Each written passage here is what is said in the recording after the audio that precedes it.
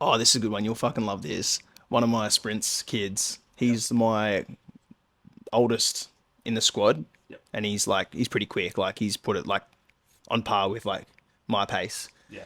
So he's like in comparison to obviously he's older and Yeah, yeah. a boy, so he's like a lot quicker than the rest of the squad. Yep. So obviously he probably doesn't push himself quite as hard as he could Yep. when he's training with the squad. Like takes off, gets in front, and then holds on, but like probably doesn't have that sort of last 30 meters of someone like actually pushing him to the line. Yeah, yeah. And then on Monday, because I had a heap of kids down competing on the weekend, so they also obviously didn't train on Monday. Yeah, yeah. And he was the only one that turned up. Yeah. So, I was going to train anyway, like after coaching, and I was like, "It's only you, bro. Like, I'll just train with you." Yeah. Like, he's been wanting to run with me for a bit, so Yeah, I'm yeah. just like, "Yeah, I'll train with you." And we did 120, 100, 80. Yeah. Plan was twice, like 2 sets Yeah. of that, and we did 120, 100, 80, and then I'm just like, yep, chill, sweet. Like you get like a longer rest between the 2 sets. Yeah. And I'm like, where is he? And I like look behind this tree and he's thrown up. And I was like, dude, you've done 3 runs. Yeah. Like I felt like puffed, but like regulated quite quickly and like ready to go sort of again. And he's like, dude, I'm fucked. I can't, man. And he's just like, I was like, have you thrown up yet? And he's like, yeah, like twice. And I full stitched him up and like, anyway, I gave him a longer rest and I go, all right, you just sit out the 120. I want you back in for the 1 and the 80. You come back in, and then after the 80, I was like, all right, like let's put a 60 in for you just to trying to get that volume in. And he's like, we're walking back from the 80 and he's like, I can't do it, man. He's just throwing up everywhere. And I was like, mate, that's what you get for wanting to train with me. But like, he's quick, but like this thing, like he's quick, but just the back end endurance. So to be fair, he's come back from injury a little bit too, but it was just funny. Like put a photo in the group chat with all the other kids and some of the parents and stuff see it, and they're just like cracking up at him. Yeah. So he'll probably like not want to train with me for a bit, but we'll see. Fair. Yeah. Fair. No, other than that, man, pretty much same. Yeah, sweet. What about you, man? What's happening? Yeah, fucking pretty similar. Like just hooking in, getting ready for the challenge. So, obviously form and stuff is like the check-in form is set, ready to rock. Yeah, sweet. Numbers are filtering in. Yeah. Probably start looking at like booking those initial consults. All those I guess like first check-ins, like the longer ones. Yeah. Booking those in over the weekend while I am away, going to Canberra. So should be fun. Just Yeah. I'm away on the weekend as well, so. I'm Friday through Sunday. It's a bit of like a Valentine's thing, but it was also kind of just like I haven't seen my pop in nearly a year. So Yeah. oh no, sorry, I saw him at Christmas, but like I saw him for like a day at Christmas. Yeah, okay. So I was like, I better go drop in and say hello, and then bonus for that, like he'll service my car, so Yeah, sweet. which is pretty nice. Yeah, that's pretty much it though. Just like busy fucking training, eating, Yeah. sleep's getting better. Yeah. Which is good. Yeah. Sometimes I just need that week of like hammering the monsters, fucking trashing my sleep, and then the next week my sleep's like back on cycle. Yeah, it's good shit.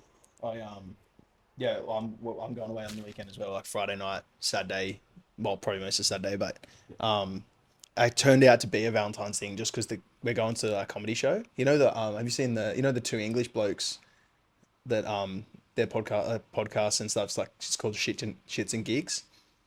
Have you seen those two boys? If I showed you, you'd know who they are. They're funny as. And then Loz was like, oh, just like we'll get tickets to that. It just happened to be like on Valentine's Day, and I'm just like, this looks like a full Valentine's Day thing, but so we're doing that. So I guess it's like kind of all in one, which is sick. And then like a bit of a weekend like for my birthday. Yeah. So it's coming up in a couple of weeks. So it kind of like all joined in together. But yeah, so then all the challenge guys are just like, because they're all starting like Monday, I'm just like, let's get the ball rolling, start getting your scans so we can actually like have a chat and stuff. So, but yeah, I'll contact those guys and we'll get stuck in, man. Keen to keep all those guys on track and sort of like kickstart with them, eh? Yeah. That'd be good. Which brings us to the topic of today. So today, keeping in light of like the challenge and things like that, knowing that most of the people viewing this Yeah. will be challengers or members of the gyms that we That's respectively work at. Not to say that. Oh, it still applies. Like if you're don't think you can't yeah. to it if you're not part of a challenge. It all applies, but so high leverage nutrition tips. So basically just like the smallest things with the biggest dividends in terms of nutrition. So we'll go through it. Basically, if you think of it as like tips, tricks, hacks, all of that kind of stuff, this is going to be the really small, simple shit that you probably will hear and go, oh yeah.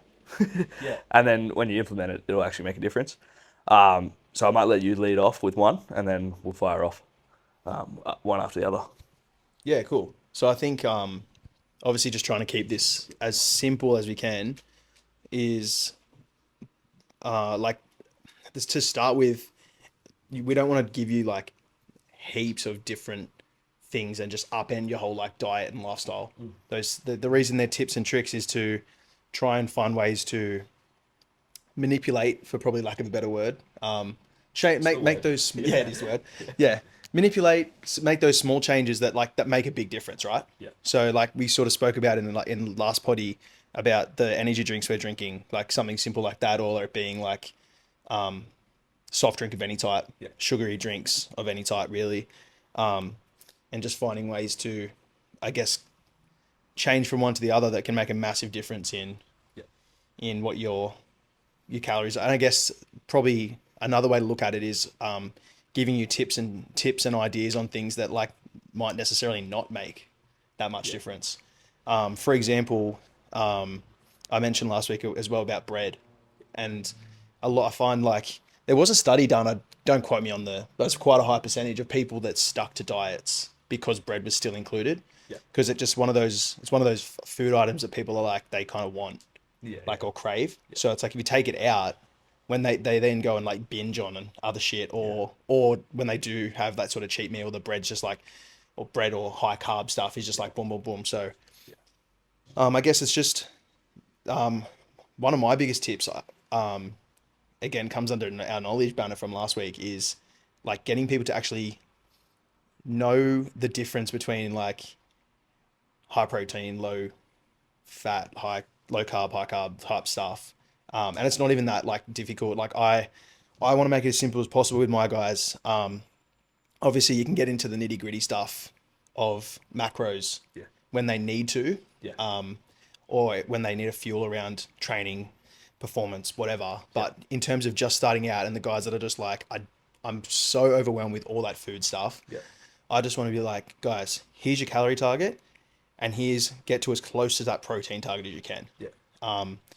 And like, obviously the protein one's super important, but even before that, man, like for people that like are in a massive spot that need to quick fixes, I'm like, I'm really like actually not that worried about your protein either.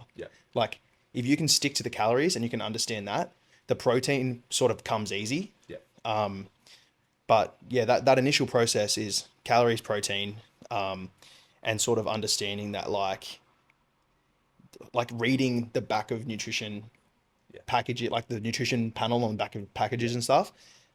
For example, like I just said, like bread. It's like, if you look at a serving of bread, give or take, compared to like, someone's like, oh, I ate heaps healthier, I cut bread out and I had rice with my meal. And I'm like, you know what, man, like bread's probably lower.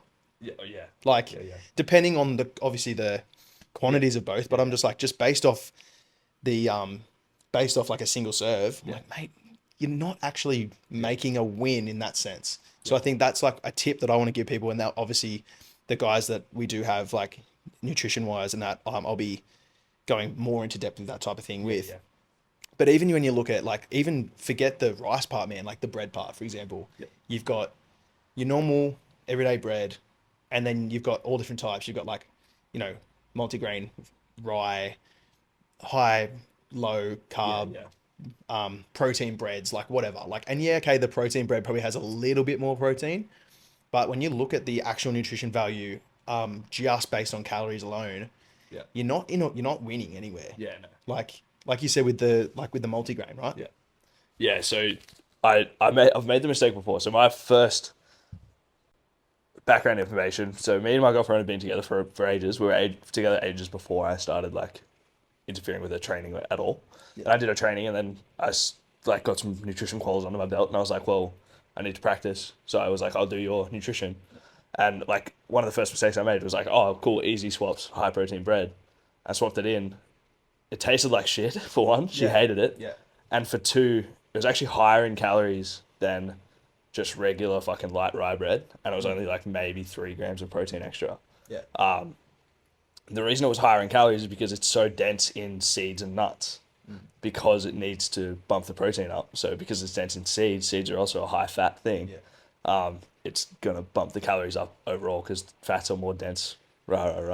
Science, whatever. Yeah.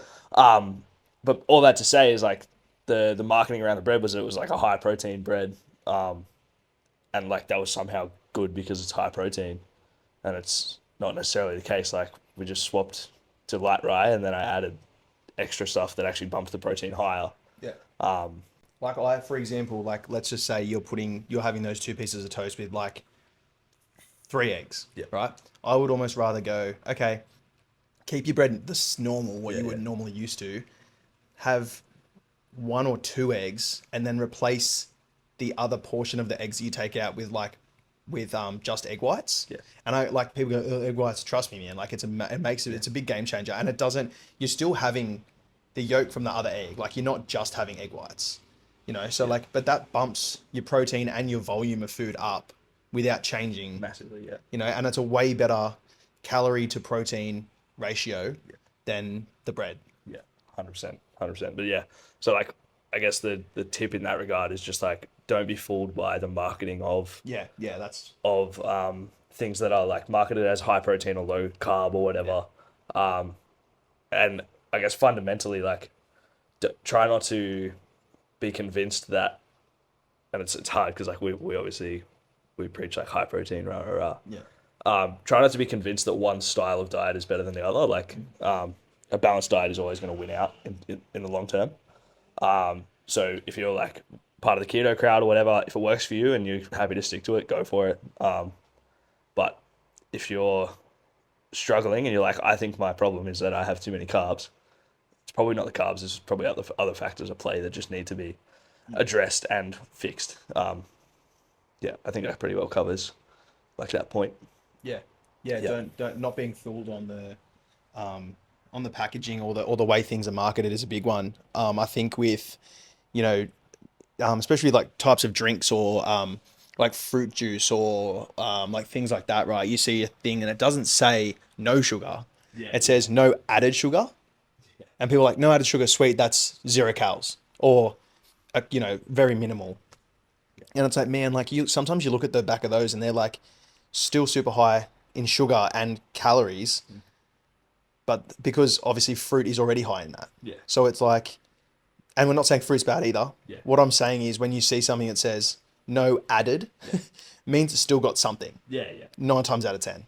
Even with like, things that are like 99% fat free. Like you should look at some of the yogurts and stuff, man. Like 99% fat free, and it's just like, it's still quite high in calories, right?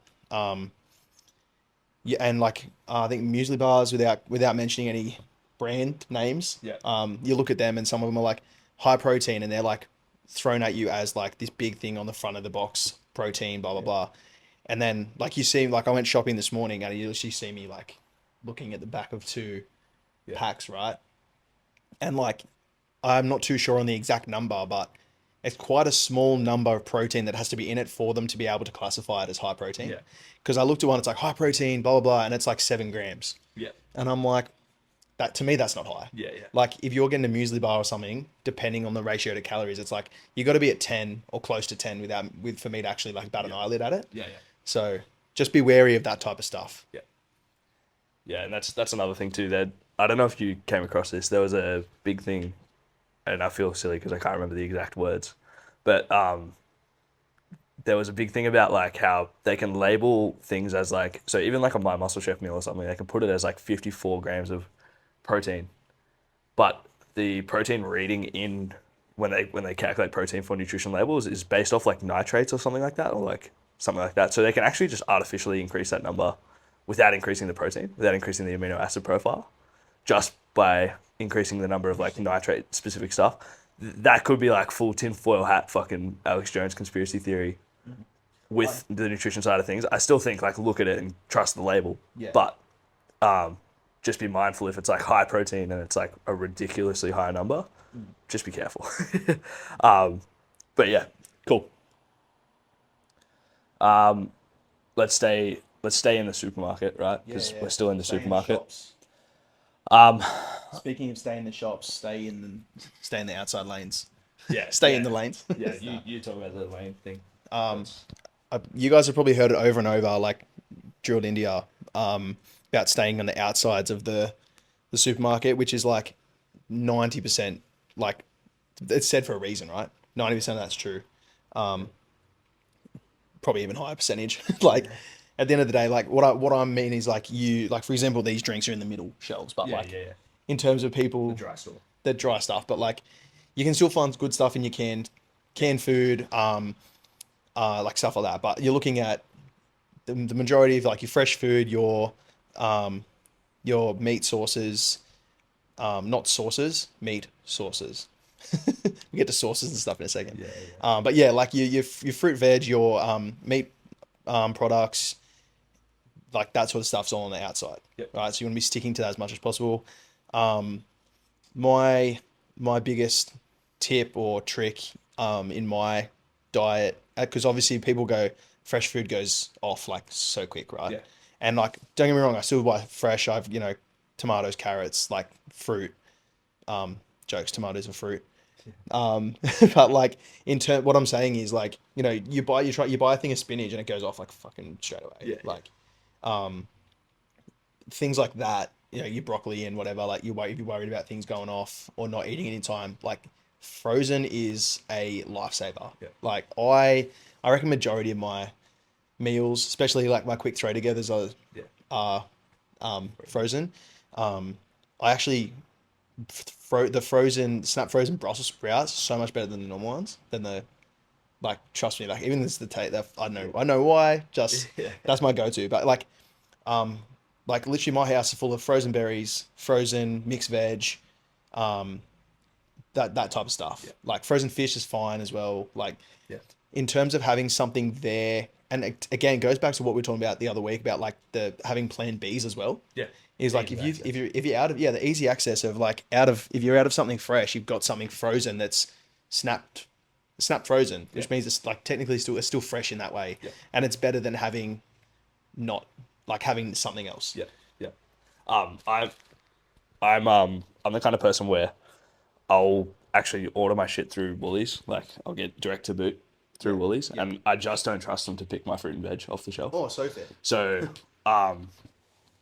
not even from like a bacteria's perspective. It's just like you're gonna pick the shittiest thing because you want the good looking produce in the shop. Yeah. So I'll either like obviously go in myself if I'm planning on buying fresh. But honestly, man, like you've seen my fridge. It's boy fridge. The ultimate boy fridge. It's like Pepsi Max, Monster, chicken that I prepped, beef that I prepped, kidney beans that I prepped. All of my veg is frozen. Like and I just reheat it when I'm ready to eat it. It's actually so funny you mention that, man, because like before me and Loz started dating, I was like proper boy fridge, like eggs, meat, like you said, just the simple stuff. Like had a little bit of cheese and stuff in there, but nothing crazy. And like now, like you see little things start to creep in.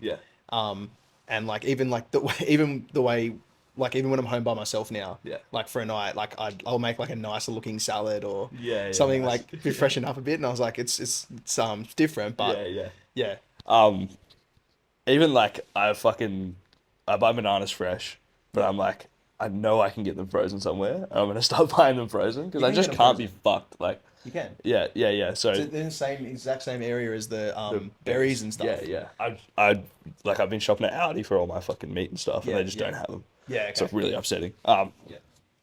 Anyways, so that's pretty straightforward. If you stay closer to those sort of outside aisles, is you generally like the less processed, more nutritionally dense side of things.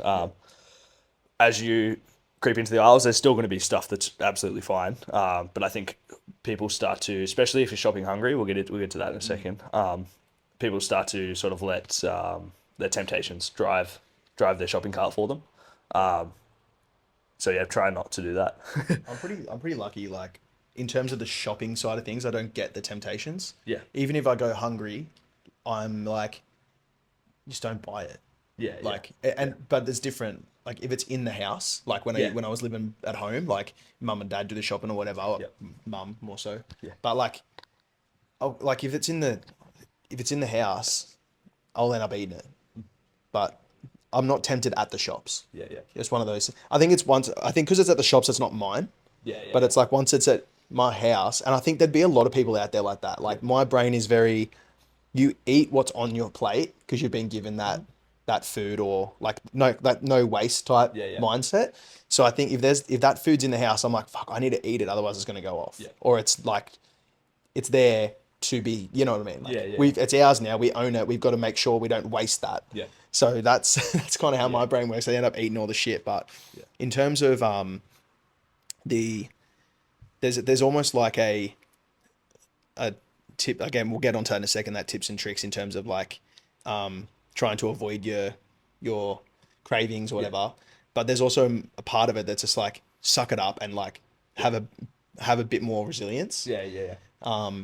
I do want to just chat quickly about like tips and tricks I've got with like in terms of like water intake and people wanting like a sweet drink or something. Like I love like Diet Right.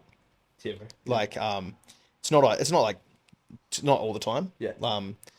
But I think in terms of one, you're getting your water in. Yeah. Even though there is that little bit of flavoring, you're increasing that water intake, which is very important. Yep. But you're also getting that sweet craving at the same time for something super low calories. Yeah. Compared to, wasting your calories on a sugary drink or something. Yeah. I'm also like, you hear a lot of people talk about like trying to cut out sauces. Like, I love sauces, and I just be smart with it. Yeah. I either pick something with a lower calorie, like intake, or I just work the rest of my calories around it. Yeah. Like I love burger sauce, and it's hard to find. It's very difficult to find something that's. Plus, you don't want to like. It's not the same. Yeah. So like, for example, if I do have burger sauce, I'm like, that's okay. I'll just make it fit. Yeah. And I pull something else gets dropped out of my day to adjust with that. Same with like, enjoying.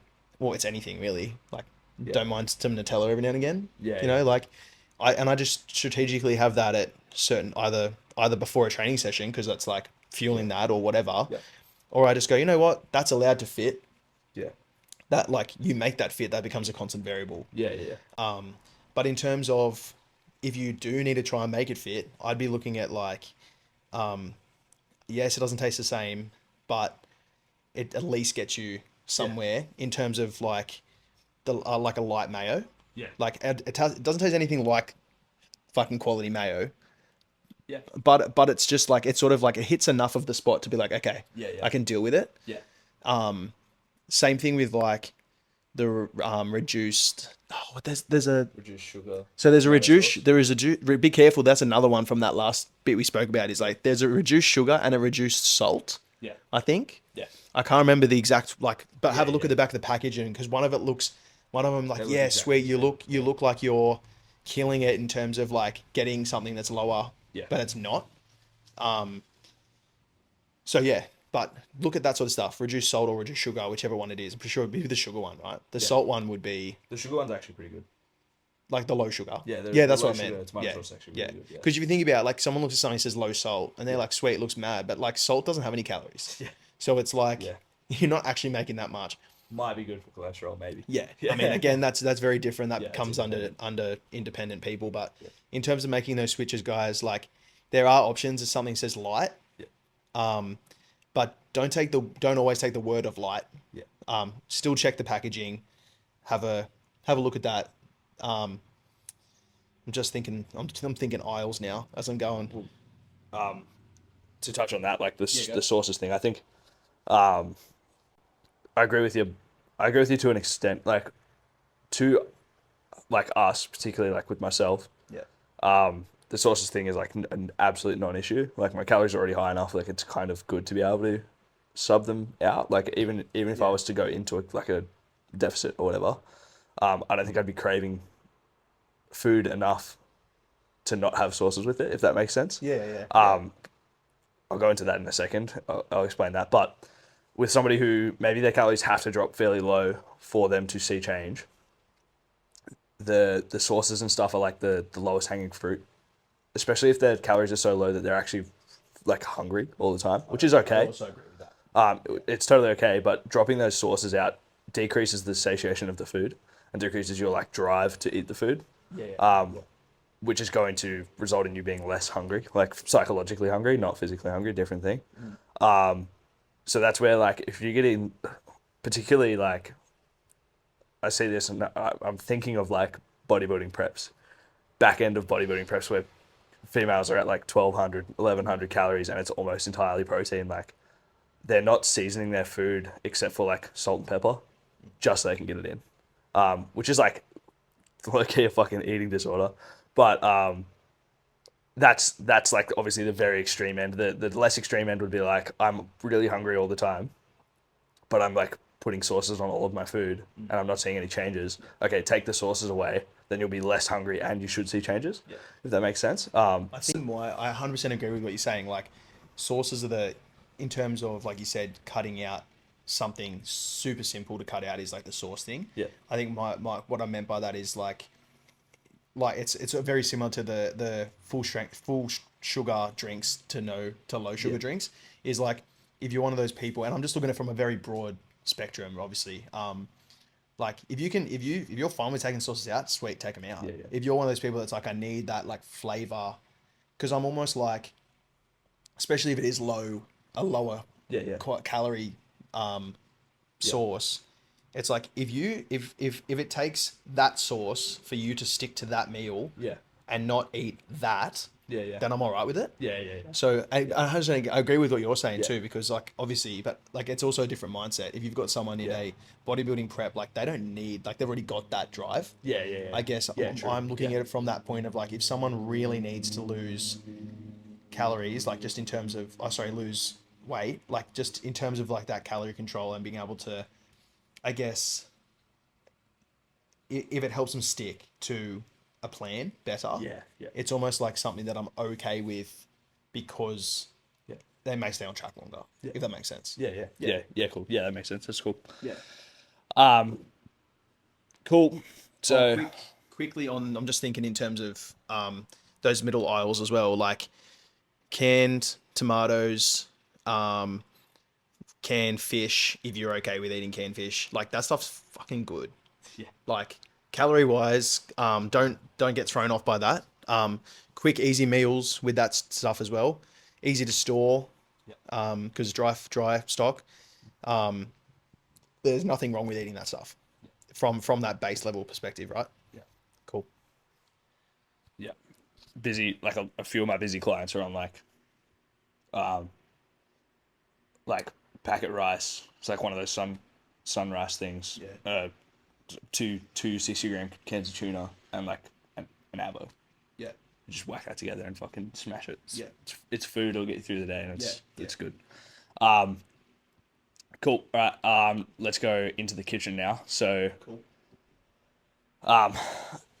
food storage. So I'm almost certain there's a study on this somewhere that I've heard about.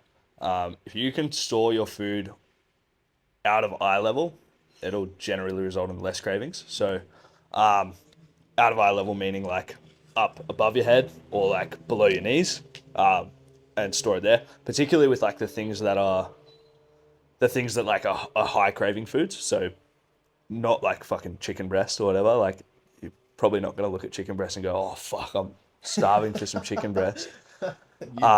Yeah, to be honest. There's chicken breast in my fridge right now. But yeah, so it is almost literally an out of sight, out of mind thing. If you have kids and stuff in the house, this is a pretty good thing as well, because if you put it down below the knee, they can still get to it. You don't need to get to it and you won't think about it that much. Obviously, different story, like, if you're packing the kids' lunch, but I think most people don't have an issue with when they're packing the kids' lunch. It's just, like, another chore they have to do. Like packing lunch isn't as more of an issue as like when you're with the kids and they're like, I don't want this anymore, and then you're ending up eating half their meal. Yeah, 100%. Yeah, that's a big factor. But, yeah, so that out of sight, out of mind thing, like, put things in, like, shit that you know you shouldn't be eating, especially, like, if you have a partner or something that isn't on a diet. I guess it works better if they're taller than you. So, like, probably a female context makes more sense. Get the partner to fucking put it up in the highest shelf that you can't reach. Like, and then if you want it, you have to go to them. And then if they're a good partner, they'll be like, no, you should think about it. Get them to put in a cupboard you can lock, and then they have to put a lock on it. Bro, I had that when I was a kid. My parents, Actually, yeah, no. I think- But it was only because I was a fucking little rascal and I ate the whole packet of LCMs in one afternoon.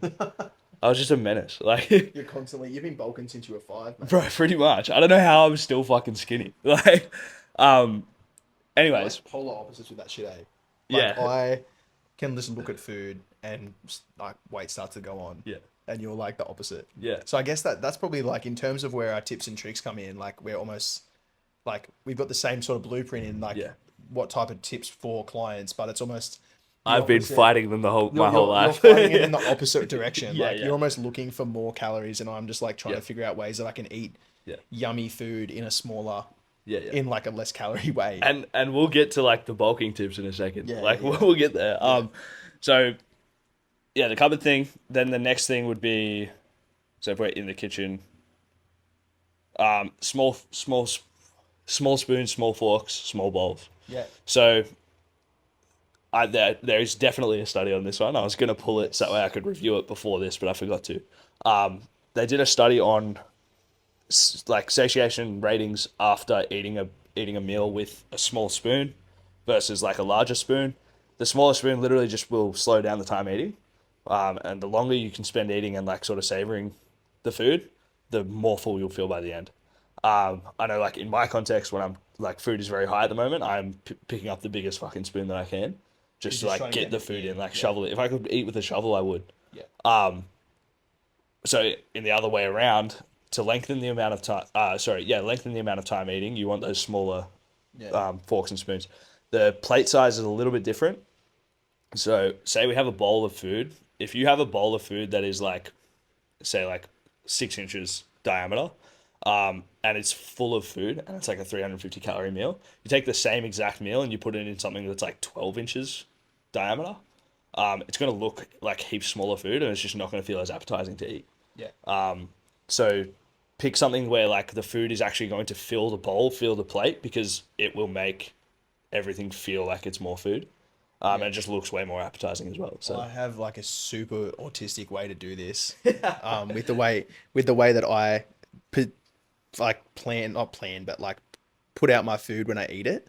Like I do the same thing. I put like everything on smaller plates, and like I like it to look like I'm eating a lot at once. Yeah. It's just how my brain works in terms of like wanting, like me having small meals through the day just like really doesn't work. Obviously I do have snacks here and there, but like I need to feel like I'm satisfied in terms of eating a lot. Yeah. So like, especially if I'm able to sit down at home and plan out like a lunch, right? Yeah. I've got like 4 different plates. So I'll have like a bowl of berries or whatever. A different bowl for my, obviously you're having a different bowl with this anyway, but like I've got like a bowl of veggies, a bowl of berries, and then like even in terms of like my main meal, it'll be like, say I'm having like eggs on toast or some shit, like I'll have the toast on one and then the eggs on another plate, but they're both little plates, but it just looks like I've got heaps of plates, I've got heaps of food. So like for some reason that works with my brain. Whereas if I put it all on one, obviously not the berries, but let's say I put like the veggies, the eggs and the toast all on one plate, I'm just like, oh, I haven't eaten that much. So like that's how my brain works. I don't know. Some people will probably maybe haven't thought of that before and gone, hey, that actually might work for me. Yeah. So. Yeah, and bonus points if you put like steak and avocado on a chopping board and you have all of your other shit in bowls. That seems to be the go nowadays. Yeah. Online, just fucking everyone using wooden chopping boards for as their plate. So as their plate. Fucking primal as hell. Another thing I'll say as well. I'm that weirdo that doesn't like smoothies. I like smoothies, like flavor wise. Yeah. But in terms of controlling my calorie intake, Yeah. I don't like smoothies because I drink them too fast. Yeah. So again, that goes with what you were saying before about trying to eat slower. Yeah. Like, so More intentionally. yeah, man. Like if I like, depending what you put in a smoothie, right? It might have like a certain amount of fruit, like, and then if you decide to put milk or something in it, that's like takes the calories up again, protein powder, whatever. Yeah. Like that smoothie can be quite high in calories. And if you're smashing that smoothie down in like fucking 10 seconds, Yeah. like a smoothie for me is a drink. Yeah. So I'm still hungry. Yeah. Like, so I just try to avoid it as much as possible. Yeah. I'll enjoy one here and there, don't get me wrong, but it's more just like, for me, being satisfied after a smoothie just doesn't happen. Yeah. And I'm like, I've just not wasted, but I've used up too much Yeah. of my calories on a drink that didn't satisfy me. Yeah. So some people, like, if they're like, oh, you know, I did really well today, I ate a smoothie or drank a smoothie. And it's like, how did that make you feel in terms of being satisfied, full, all of that? Yeah. Yeah, 100%. I think if you struggle with hunger, like drinking your calories is not the answer. Yeah, Except for these. except for those. Except that's no calories. So yeah. In my brain. Yeah, well, I mean, like for you that's 14 calories. Yeah, but I don't count it. For me, it's like 65 calories to have 3 of the kinds. Yeah. But yeah, so that's a big one. I had in my brain another one just then, and then I was like, totally forgot it. Oh yes, so this is another pretty big one. This goes sort of along with those plates, bowls, and spoons thing. Not watching TV while you eat. Mm-hmm. So being less distracted in general while you eat is probably a good move. So if you're somebody who like watches a TV show while you eat and you still struggle, I do as well, but like if you still struggle with hunger, then that could be a reason why, is because like you're sort of mindlessly eating while watching something else. If you can occupy yourself with the actual process of eating, you usually don't want to eat again after that. Yeah. You're right. Like the amount of times you're like watching a show or like you're invested in whatever's on TV. Yeah. And then you just look down and you're like, oh, I already ate that meal. Yeah. It's just gone. Yeah. Yeah. 100%. So that's a little one. Pretty easy one. Cool. Last thing that I wanted to cover on. Oh, second last thing, actually. There's one more that's not on there that we can riff on for a bit. But the last sort of little tricky hack thing is it's sort of an application of the 2-minute rule, if you ever heard that. So it's 2-minute rule is like a productivity thing where it's like, if it takes you less than 2 minutes, just do it. Yeah. Just do it like as soon as you think of it. So this is like, I call it the 2-hour rule. If you're craving something that's like not going to fit the plan, not going to serve you in any way inside of your scope of goals, wait 2 hours and see if you still crave the same thing. Because usually within that 2 hours, there is another meal of some description. So wait 2 hours. If you still really crave it, ideally you've already got the other things in place where like it's either out of reach or not in the house at all. And you actually have to go and get it. And if you, after 2 hours, want to drive to the shop and buy a fucking 4-pack of Krispy Kreme donuts, then go for it. Yeah. You know, if you're that hungry after 2 hours that you need that craving satisfied, no reason you shouldn't satisfy that craving. Yeah. Unless you are like obviously in a prep or I guess a challenge situation where it's like you've sort of said to yourself, I want to win this thing or whatever, then you know, then you have to sort of iron will yourself out of that craving. But in general, if you wait 2 hours, you're not going to crave it anymore. I can tell you that from experience. Like last time I had to cut weight for jiu-jitsu, I wanted nothing more than a fucking zinger box. And then I ate my chicken and rice and I wanted nothing more than go to bed. So I'm an absolute sucker for the biggest meal you've ever seen from Chico's. And I still do have it like every now and then. I haven't had it ages actually. Shout out Chico's. I'll be coming soon for my birthday. But like the amount of times I'm like, I fucking want that meal and I'll have it. And then afterwards I'm just like, maybe it's because I just have like so much. Yeah. But I'm also like, I have it and I was like, yeah, it was good. But like you almost like then think about your goals at the same time. Yeah. And you're like, yeah, it was good. Fuck. At the same time. Yeah. Like, so 100% like, I think we might not have, well, especially like probably at least half the people that we I know that we have in the challenge coming up is like everyone wants to win it. So like that type of craving, people are just not gonna do it. We're probably gonna have an issue with. It's probably gonna be more of an issue of people wanting to eat less and people wanting to train more. Yeah. So trying to balance all that out. Oh yeah. But in terms of people who are still like unsure of that, like where to start, how to go about things, just keep it as simple as you can. We're going to give you, you'll get a calorie target. You'll know what that is. Taking that first sort of week just to learn what a serving size is so you can actually match it up with the calories properly. And obviously you'll get a protein target too, but just from super base level, calories, not trusting, but like make sure you read the nutrition values rather than trusting like your high, low protein, low carb or low whatever. Back of box, not front of box. Correct. And honestly, just keeping it simple as fuck. That's where you're gonna get the most results from. And if I hear anyone come up to me and ask me what fat burner is the best for the challenge or for their weight loss, I'm gonna throw down. I actually won't throw down because people know that I'm pretty soft.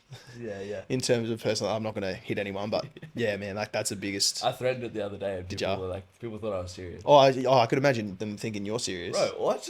You used to be a fucking boxer and shit, man. Yeah, but that's fucking different. Did you want to touch on that in terms of like fat burner stuff, or are you pretty happy with that? I think if you don't realize that the thing that's marketed that's gonna fucking rip fat off you, if you don't understand that is a marketing plea, then like I was gonna say something super mean, so I just pulled back. What? Like I'll just say, quickly talk supplements. Is like, like. Because obviously I was like, people say like what fat burner, but like the actual question normally is like what supplements as a whole. From my point of view, like unless you want to delve into it, like I take some stuff, but I'm not going to go into that. But like it's just more, your fish oils, multivitamins type stuff, right? Magnesium when I need it. But in terms of keeping it super simple, protein powder and creatine. So I'll let you touch on creatine in a second. Protein powder. You just, especially people trying to like lose weight or in a deficit or whatever, you want to find something that's like your protein to calorie ratio is good. Most brands are pretty good. Like if they're on the shelf, they need to be at a decent level, right? You don't like, just because it's like something's, double the price doesn't mean it's always necessarily better. Like you just keep that simple as well. If you're unsure, ask your coach or ask us or whoever's but in terms of the protein powder, like you don't want to live on it, but you want to be trying to get the whole food stuff in as well. But if you need like an extra 20 grams of protein at the end of the day, it's like 20 grams of protein, anywhere between 100 and 150 calories, depending on what brand you've got of protein. Like it's a nice little quick fix, especially for people that struggle to eat or struggle to get protein in. It doesn't make you lose weight, but it's there to help. It's there to help. Anyway, you want to just touch on creatine? So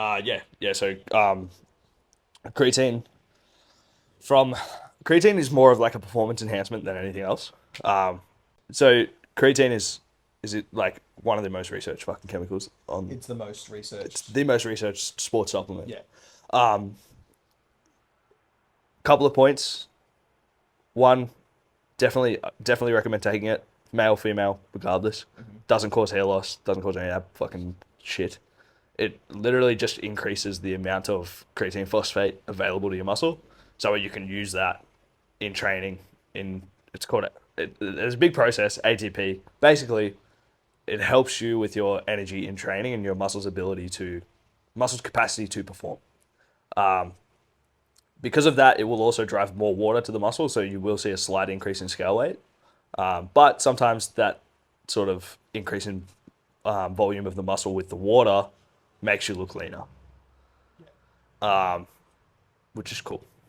On scans, body scans and stuff, you take the creatine, body weight will shoot up.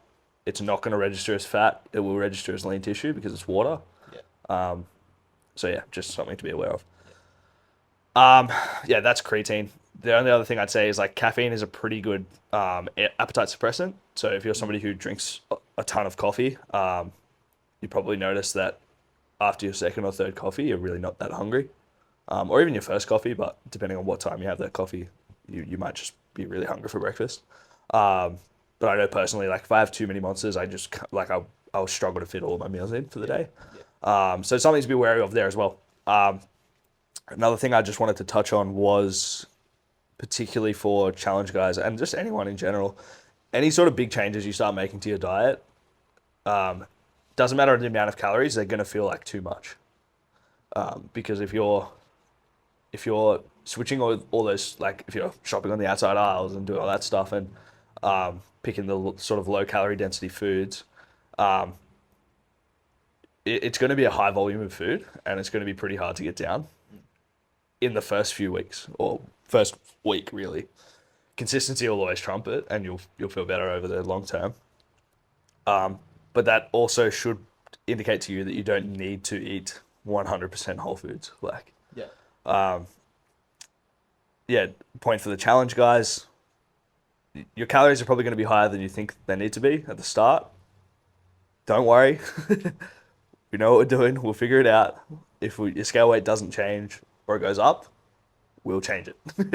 But if not, then we'll help you pick stuff that's going to help you fit the calories.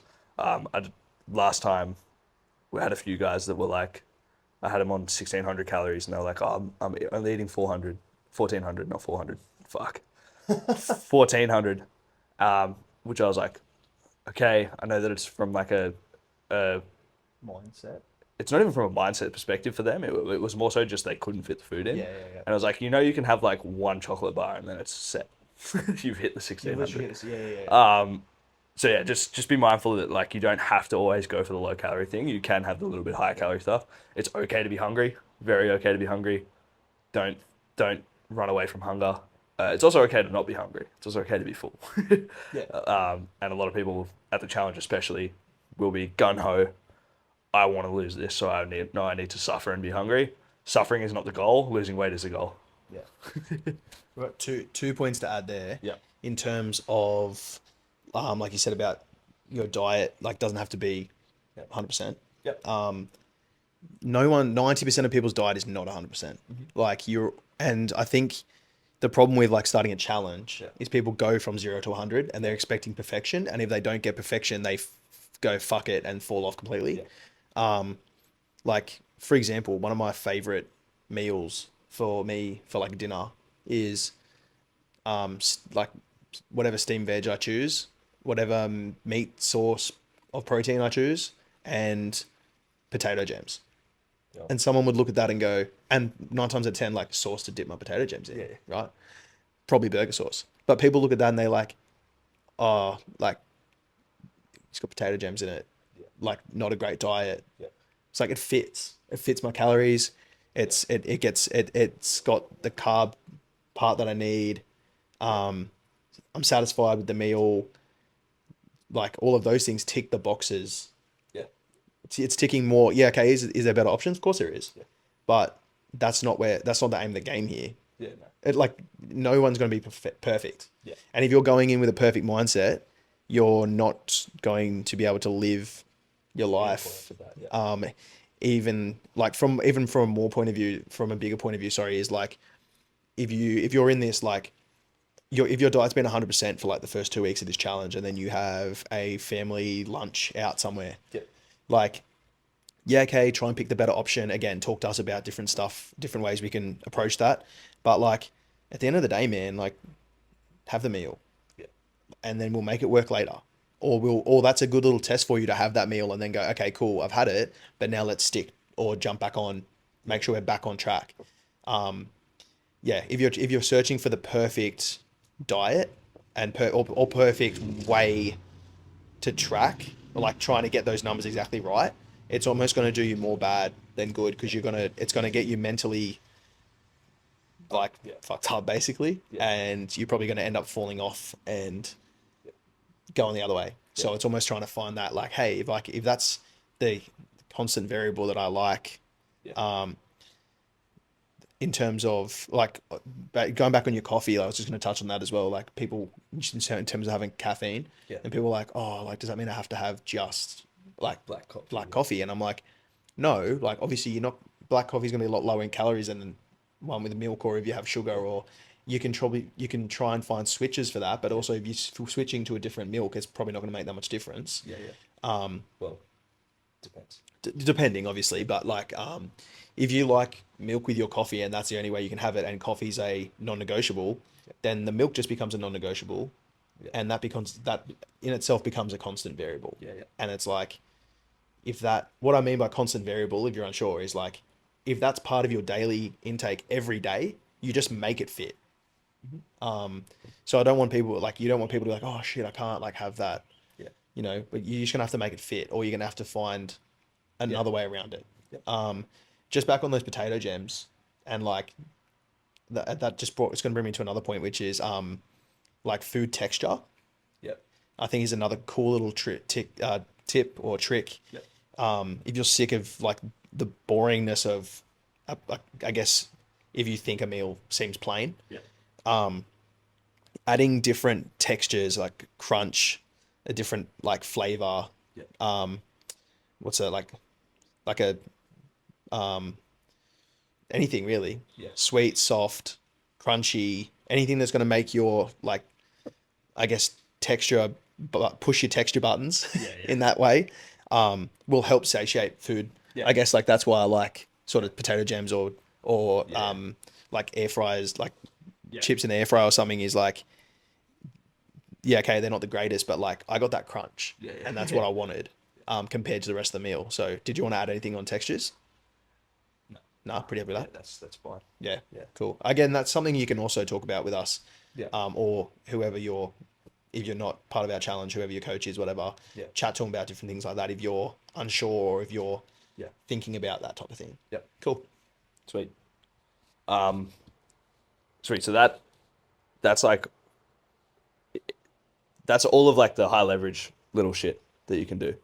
For like dieting down, I mean.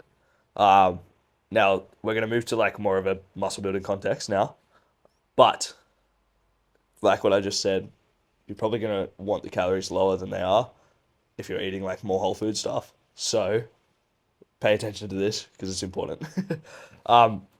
Calorie dense sources. So if your goal is to build muscle, you struggle eating enough. Calorie dense sources will always trump over. So that's where we can go for the things like peanut butter or almond butter or whatever. Just be mindful of the macros of that. So when you look at the back of the thing, if it's like, cool, this is pretty dense in calories, but it's also like nice and high in protein, that's good. I'm going to eat like 600 calories of fucking peanut butter. Probably getting like 10 grams of protein in that 600 calories, which is not that much. So that's where I would always say, if you can, push for the calorie dense carb sources. So I like cereals. I'll preach about cereals all day. Things like Cocoa Pops, Nutri-Grains, fucking Sultana brands, all that kind of stuff. It can be a really easy way, again, for the crunch as well, but also just adding in extra carbs.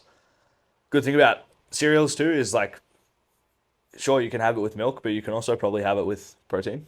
I have been eating Cocoa Pops with a protein shake every day for like a year. I do the same thing when I have fucking that sort of stuff. Like the it's best. literally my milk. It's my protein shake. It's the best. Or even I've got a client who has Rockabees. Is that how you say it? Rokebees, whatever. Rokebees, yeah. He has one of those with that instead of like a protein shake, just because he prefers it. So it's like a smoother texture. Yeah, way smoother texture. So that's that. And then the other thing so I've only got 2 points here because I'm still obviously struggling with this myself. But the other thing is consistency. So if the food is higher than you sort of think it is, stick it out, get all the food in. Might suck for the first day, might suck for the first 3 days. By day 4, you'll be hungry when you wake up. That was something that happened with me. So my coach started me on 3,200 calories, like almost entirely whole food stuff. And I was like fucking so full. I remember my missus looking at me like something was wrong because I was like, I was sitting on the couch eating and it was like 45 minutes later, and it was only like a third through the bowl. I was gonna cry. Felt like that that Christmas that Yeah, Christmas yeah, stomach, literally. eh?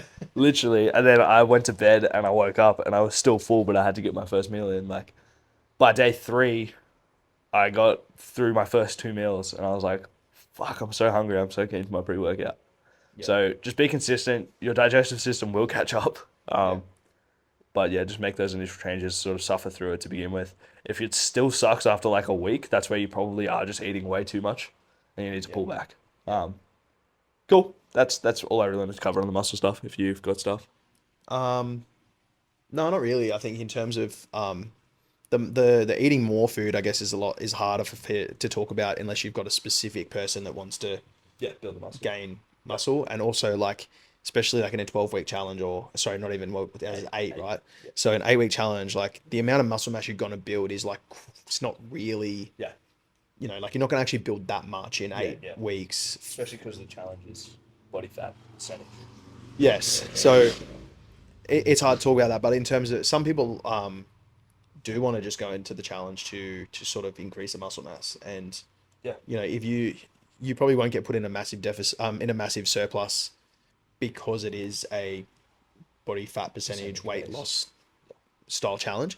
But there could be areas where we have you on a slight surplus or at least at maintenance.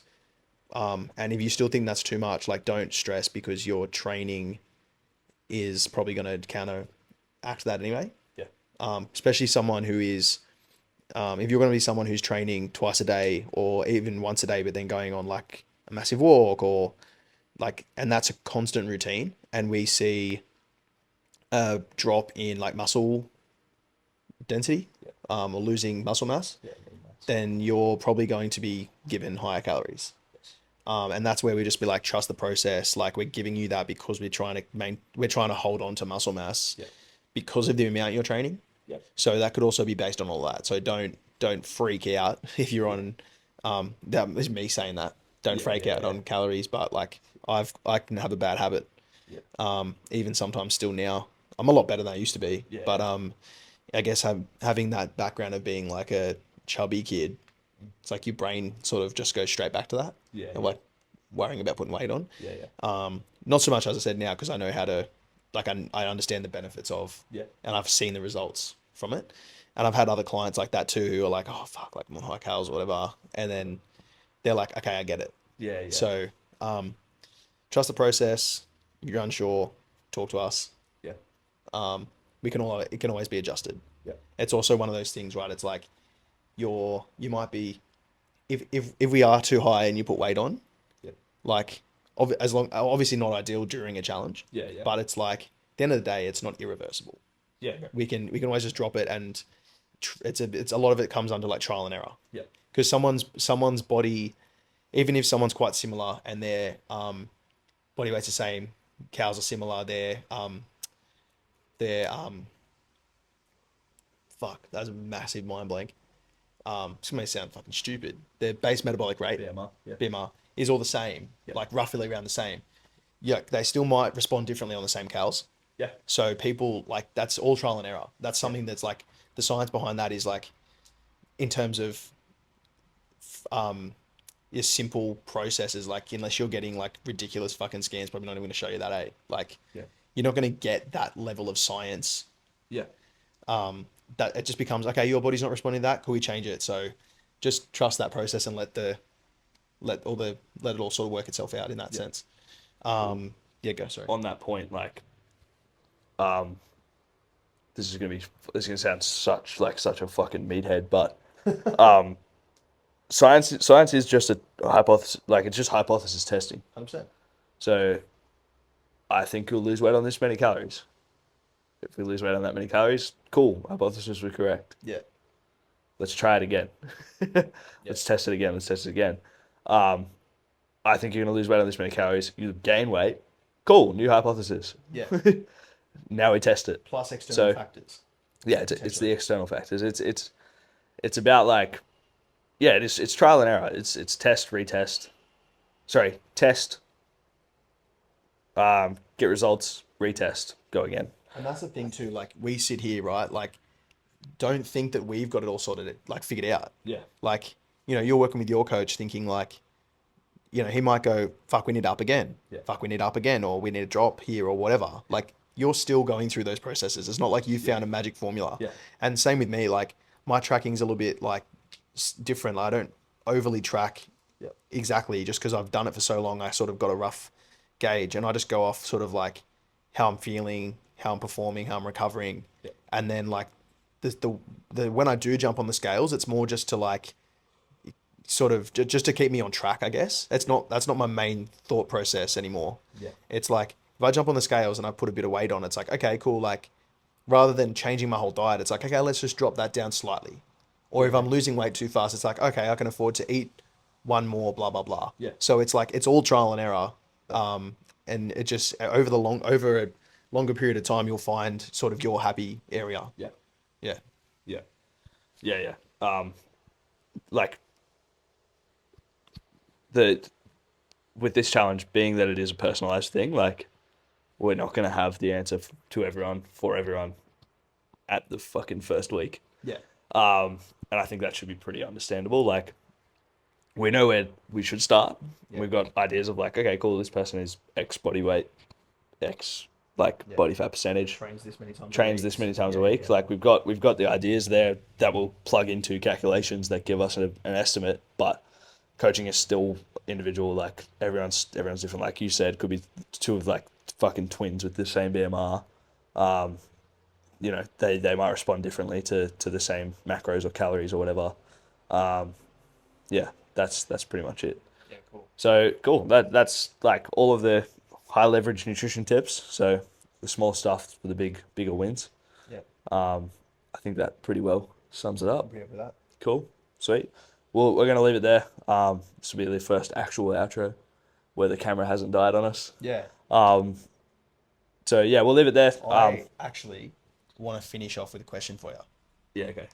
So, hit me. I've got it's sort of like a double-ended, like two-way question, I guess. Yep. So I'm looking at it I want your answer for the first one, and then I'm gonna go into the second one. So, if your body shape didn't change, and you didn't see certain improvements and results in your aesthetic appearance, would you still train the way you do, or train at all?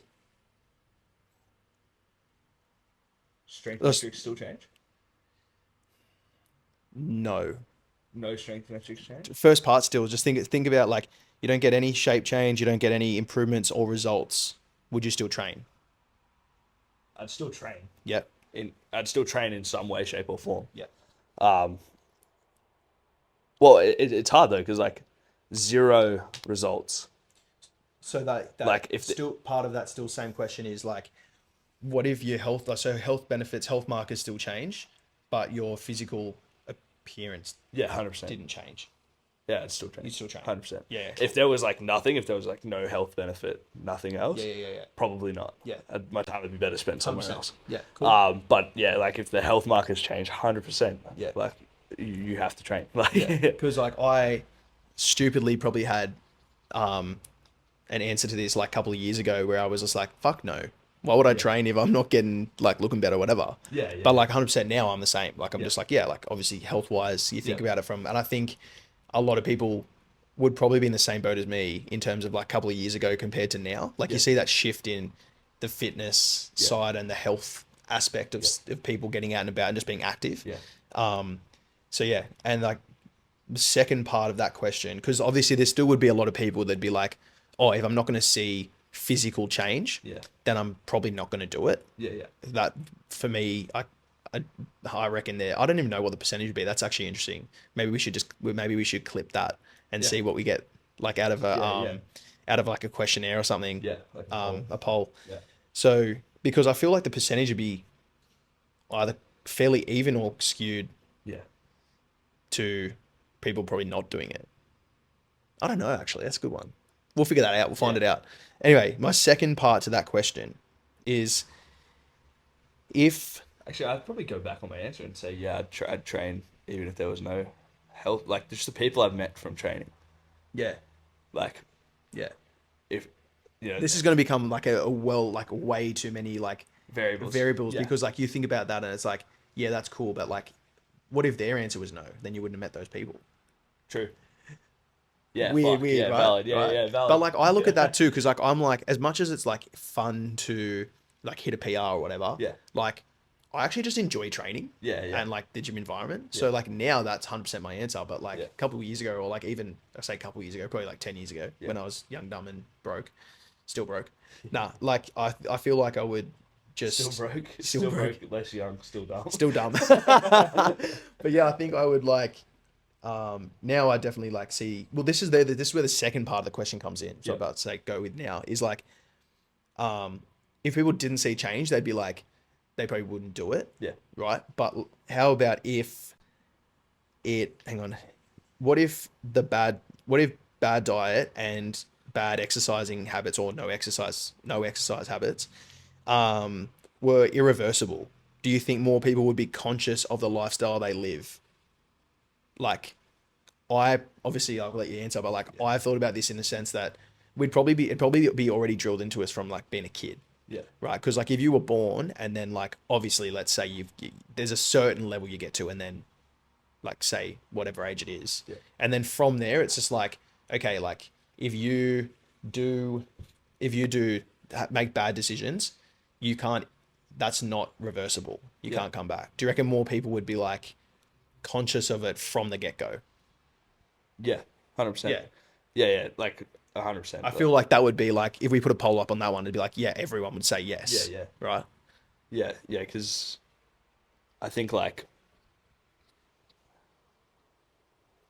knowing that every bad decision could lead to you like dying earlier.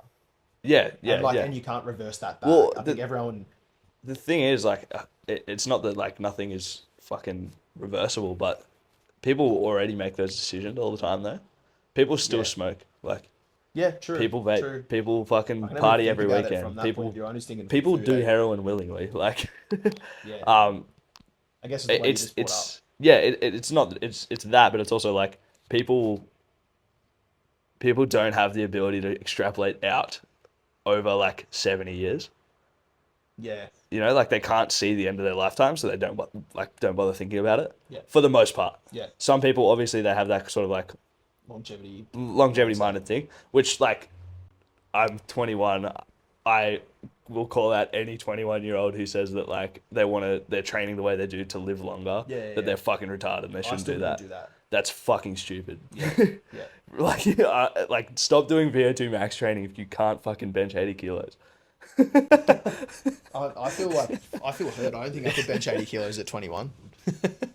Yeah, true. But I was still running. But but like you're still like in an athletic pursuit. You know what I mean? Yes. Like there's still some kind of like strength development. Component to that. Yeah. It just didn't happen to be the bench press, the thing that I said, but like people. This comes back to what we were saying the other week, man. People just training the wrong things at the wrong time. Like you're at the most resilient point when you're young. Train strength. Like that's the thing that's going to require that resilience. And then if you can build the mental resilience around that, you can transition to fucking running later. I agree. I think in terms of like that part of the question, I reckon like if we knew from like when we were born that like it was irreversible to like basically any decision you made. I reckon like 90% of people wouldn't drink alcohol at all. 90% like fast food probably wouldn't even exist because people wouldn't be buying it, so it wouldn't even have a market. And I reckon heaps of people would be living like what's his name? You know, have you seen the doco on Netflix? Brian Johnson. Yeah, so I haven't seen the doco, but I watched he's it. Such a lizard person, bro. It's an interesting watch. Yeah, because he quit his longevity thing because he fucked up and he started taking like growth hormone and it absolutely ruined. I haven't even checked that part yet. I haven't noticed. Okay, so like I need to fucking figure that out. Yeah. But like in terms of like, if we knew that from a young age, I reckon there'd be like quite a few people would be doing that. Yeah. Because it's like if things are irreversible, you would be trying to do everything to the T to not fuck it up. Yeah. Again, it's a long-winded question. Again, yeah. I also like. I think that's true to an extent. Like, I still think people my age would be smoking, drinking, partying, doing all the thing because they don't have that that ability to extrapolate over time. Yeah, but in saying like drinking, smoking, like whatever, we know that like, yeah, you get a hangover, but you feel fine again the next week, right? What I mean is like those, like not saying your hangover will last forever. Yeah. This is like, it's just dumb But it question. has an impact on like it has an impact on you. The last half of your life. Well, not even like it's irreversible, right? So if you have Maccas or whatever, like if you, so say you put on 5 kilos, that 5 kilos just never comes off. Yeah, that's different. Do you know what I mean? Way different. Yeah, like, so do you think, I reckon people will be like way more conscious on those things. Yeah. In terms of probably like, again, like this is another branch from that question. Like people would probably have more, you'd be more conscious on the physical appearance and aesthetic stuff, like the putting on kilos. Yeah, yeah. But then they'd probably still smoke. Yeah. Because they couldn't see it. Yeah. Yeah.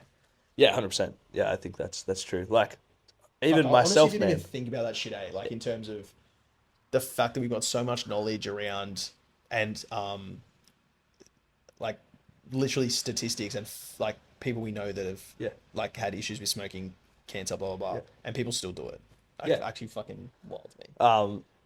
Not calling anyone out, it's just like me personally. Dude, my mum still smokes. Like I've been exposed to like I like the smell of cigarettes because my mum smoked so much when I was a kid. I fucking hate it.